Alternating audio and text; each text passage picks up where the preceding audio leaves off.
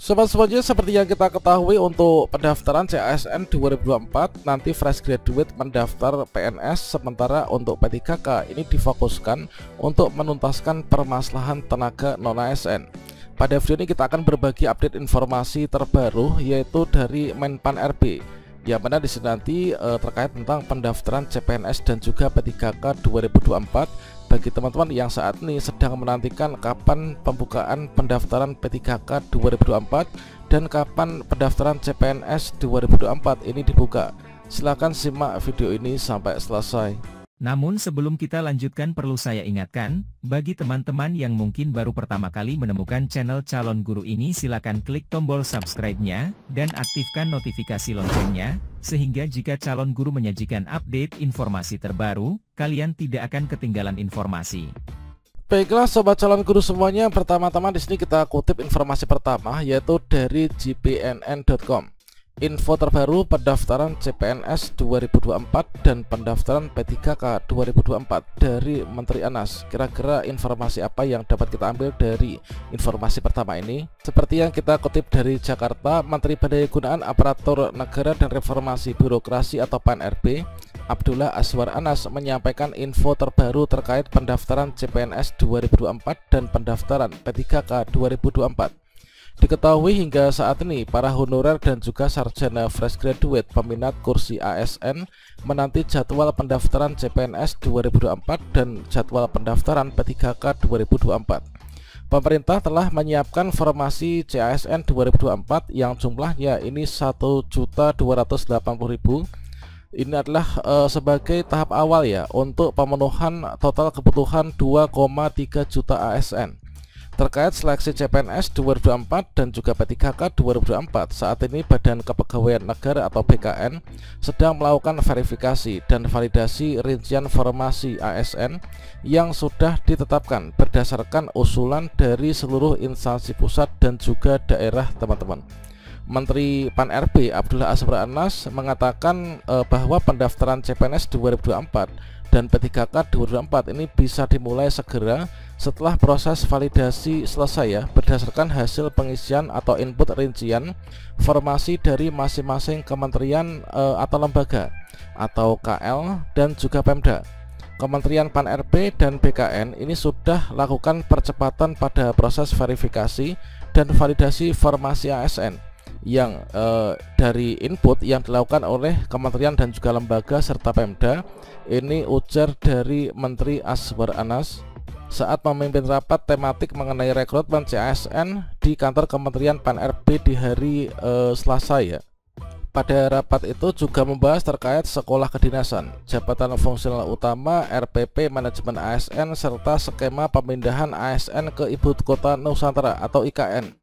Rapat dihadiri pejabat terkait antara lain Sekretaris Kementerian PAN-RB yaitu Rini Widianti, kemudian Deputi Bidang Sumber Daya Manusia Aparatur Abbas Subagja, staf ahli Menteri PAN-RB bidang otonomi daerah Jufri Rahman.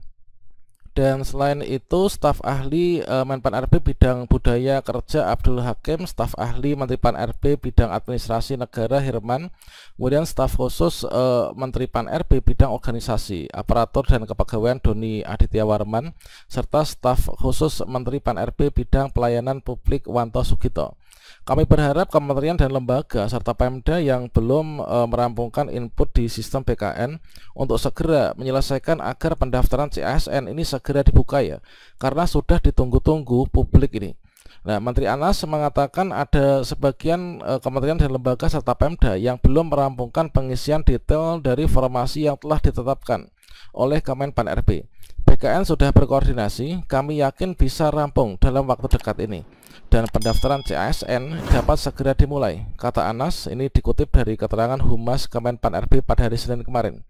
Formasi CASN 2024 ini disiapkan sebanyak 1,28 juta, yaitu untuk 75 kementerian dan lembaga sebanyak 427.850 serta 524 pemerintah daerah ini sebanyak 862.174.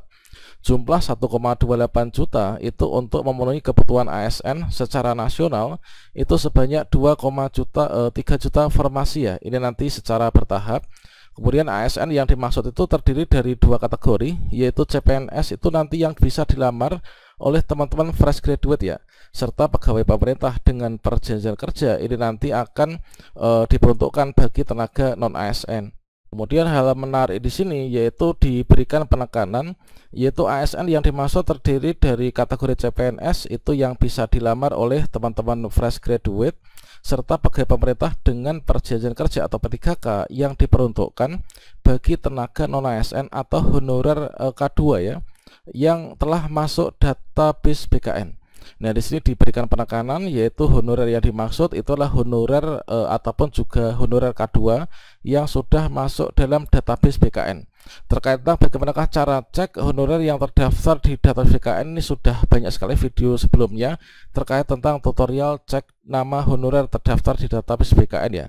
Namun untuk guru dan juga tenaga administrasi sekolah, semoga kita nanti akan menggunakan basis data Dapodik ya, seperti yang diusulkan oleh Kemdikbudristek, sehingga meskipun kita itu tidak terdaftar di database BKN, nanti kita bisa melakukan pendaftaran nih, yaitu untuk P3K Guru 2024 dan juga P3K Tenaga Administrasi Sekolah. Pemerintah menyiapkan ASN talenta digital dari kalangan fresh graduate yang akan menjadi akselerator mesin, yaitu birokrasi pada pelayanan publik.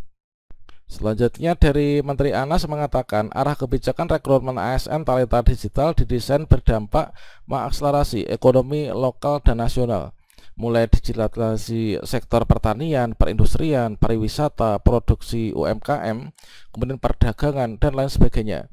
Jadi seluruh CASN ini adalah talenta digital yang harus punya basic knowledge ya, yaitu terkait digitalisasi. Harapannya CASN yang direkrut nanti bisa melanjutkan digital leadership imbuhnya. Anas menyebutkan digital bukan hanya tentang teknologi saja, namun juga berkaitan dengan kepemimpinan digital atau digital leadership. Talenta digital yang dimaksud itu terbagi menjadi dua nih, yaitu talenta digital sebagai pengguna dan juga sebagai pengelola.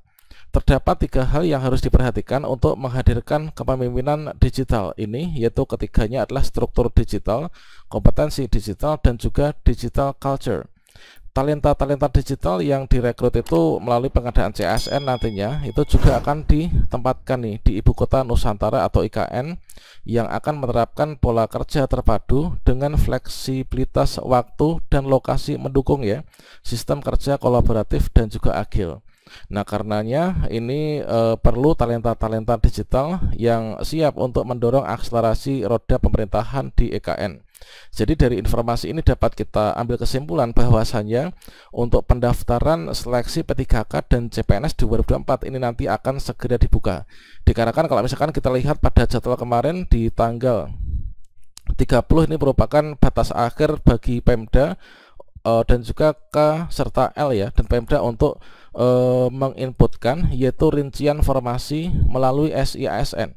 Nah, setelah ini nanti dilakukan nih yaitu dilakukan validasi dari BKN dan juga Pasalnas. Setelah itu nanti akan segera dibuka untuk pendaftaran CASN 2024.